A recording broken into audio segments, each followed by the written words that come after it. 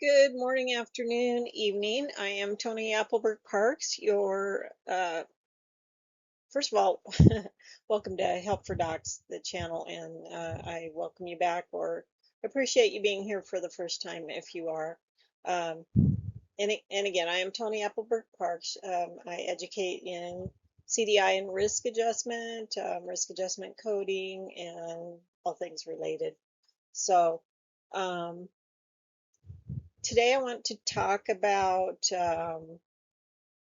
all these terms that you hear: AI, NLP, machine learning.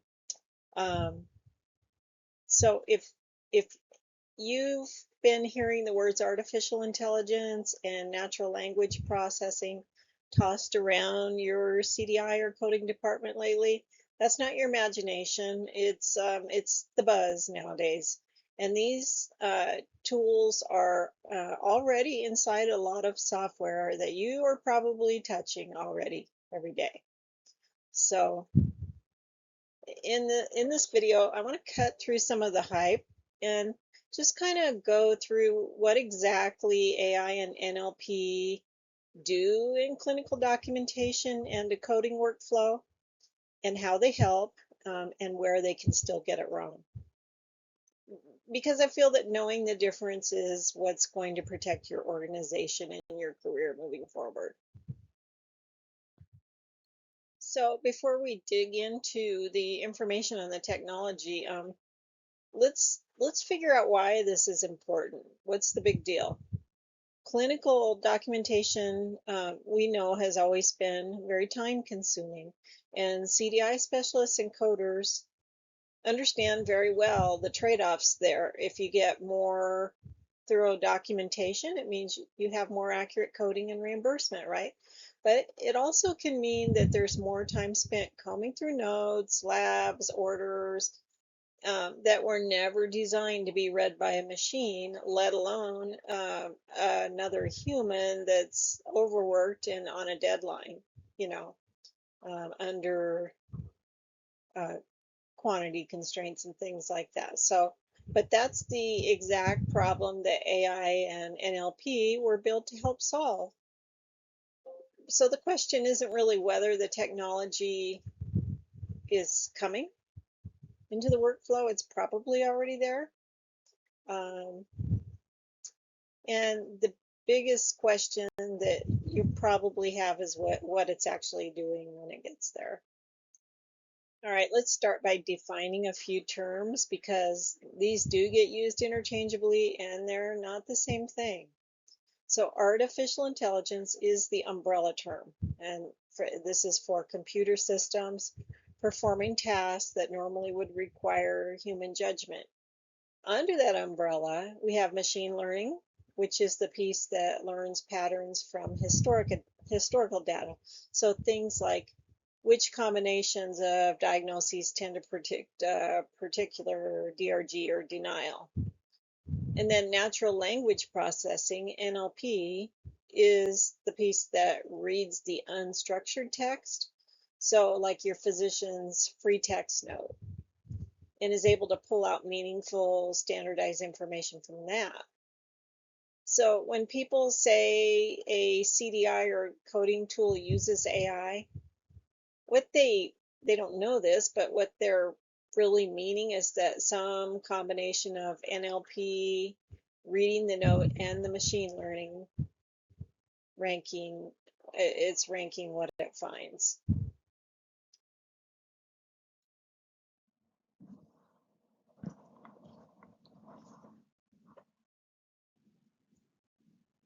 In a CDI workflow specifically, modern platforms use NLP to scan an entire patient chart, not just a physician note. But labs, radiology reports, medication orders, and do it continuously rather than waiting for a specialist to open the chart. So what used to be a manual read-through is now a background process that flags things like missing specificity, documentation gaps, and potential query opportunities as the chart is being written. You know, how and what better way to teach than to find the error as it's happening, right? And say, you know, this isn't right, you have to fix this. And because not every chart carries the same financial or clinical weight, these tools also help prioritize the work list. They surface cases that are most likely to affect the severity of illness or risk of mortality or reimbursement first. And then on the coding side, the same underlying technology extracts terms from the note and maps them to ICD-10-CM, CPT, and HCPCS Level 2 codes. It flags documentation that looks incomplete or maybe non-compliant before the claim goes out the door. And for those of you that work in risk adjustment, this is where the HCC capture comes in. NLP-driven tools identify hierarchical condition categories buried in the narrative. So a diagnosis coder might have to search for what they normally might have to search for would be surfaced automatically. So that's a real gain in efficiency. But stay with me because it's also exactly where the problems live, and we'll see that on the next slide. Okay, let's take a walk through what it looks like end to end. The provider documents encounter, sometimes it's typed, sometimes it's through ambient listening during the visit itself. I've seen this. It is AI software designed to actually listen to the entire visit and then transcribe it and create the visit notes for that. So an NLP engine scans that note in near real time. It flags potential gaps or it suggests codes based on what it found. So from there, a CDI specialist or a coder reviews what was flagged, and nothing goes out the door based on the AI's word alone. If there's something that needs clarification, a compliant query gets issued to the provider. And once that documentation is finalized, the code is confirmed and the claim is submitted. But this is the important part is that there is a human that sits in this chain. So notice where that is. Not at the beginning, they're not at the end, they're right in the middle. They are reviewing what the machine surfaced. Now here's where it gets real. AAPC has published some concrete examples of NLP getting this wrong, and negation is really the classic failure point. If a provider writes that a patient denies chest pain, shortness of breath, and this was the same issue with even with handwritten notes, these big lists of negative diagnoses, they were a problem. You know, even human eyes struggled to, when coding quickly, when scanning through charts quickly, struggled to capture these as negatives. Sometimes they would actually get coded out as a positive finding. So, you know, the answer here is better ways of documenting, I believe. So if a provider writes that a patient denies chest pain, shortness of breath, and palpitations, and an NLP engine that mishandles that negation structure can incorrectly assign codes for symptoms the patient explicitly does not have, you know, that's a problem. The reverse can happen too. If a note states that the patient's temperature, if it states the temperature in a non-standard way, instead of using the word afebrile, the engine might miss it entirely or assume a fever is present when it isn't. So these are not rare outliers or edge cases. They're built into how language works.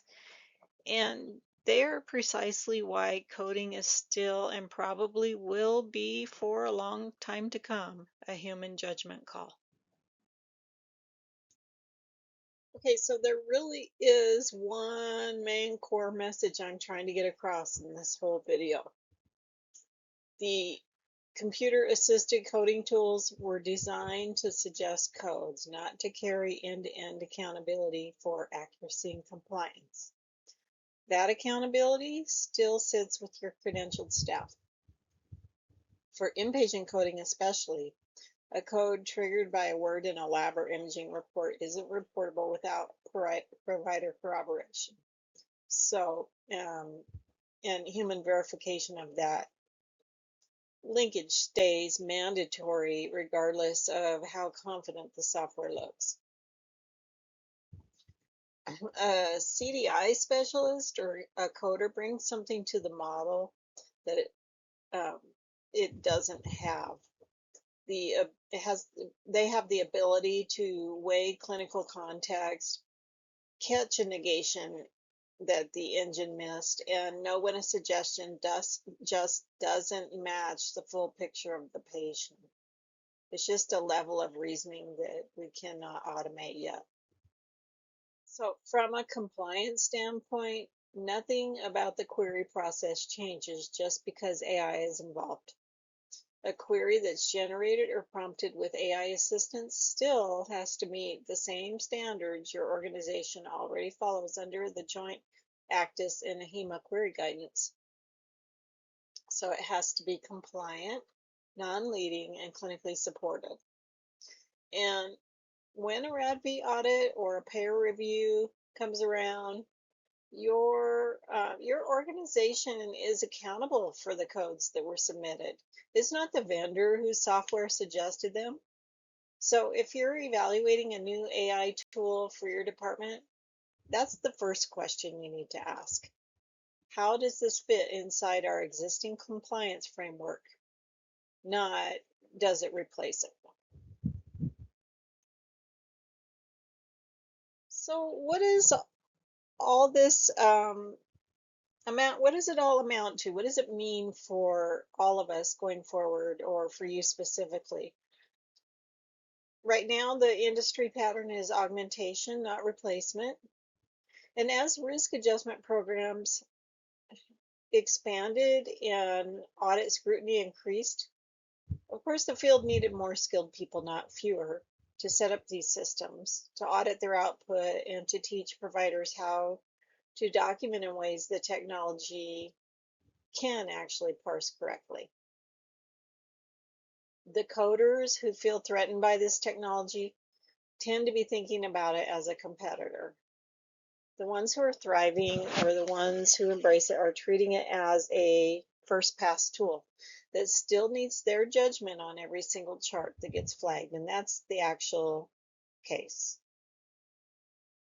So for any coders out there that feel like this AI is competing with you, please understand you are still very much needed, that you need to grow and adapt with the environment and be able to be the person that has that final say or that final judgment on what the AI produces.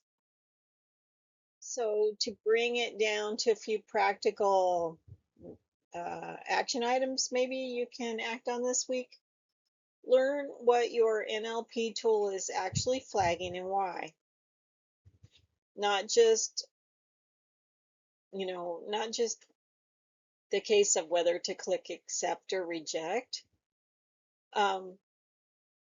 Secondly, if your organization is evaluating a new AI vendor, ask directly how their engine handles negation in clinical context, and ask for real examples, not just a demo. And the third one is keep your query practices compliant no matter where the first draft of a flag or suggestion came from. Doesn't matter where it came from. It needs to be a compliant query. That standard doesn't move. And finally, treat every AI generated suggestion just as a starting point for your review. It's never the final answer that you can sign off on without reading the chart yourself. It's so important that you look at every detail. So just a little list of sources for where everything I'm claiming in this video comes from. It's sourced from the CMS.gov's risk adjustment and audit program pages, the AHIMA body of knowledge, the Joint ACDIS and AHIMA query practice guidelines, and AAPC's Knowledge Center. Most specifically, their published articles on AI and medical coding. So the links are here in the description if you do feel like you want to dig into this further. So in a nutshell, that's the real story of AI and NLP and CDI and coding right now, as it is now. It's a genuinely useful tool that speeds up chart review and surfaces things that a busy team might miss. It's could be sitting inside a workflow that still needs your clinical and coding judgment at every step. If your organization happens to need help building out CDI programs, HCC risk adjustment auditing, or physician education around any of it, you know where to find me at helpfordocs.com. And I want to thank you so much for watching today, and I'll see you on the next one.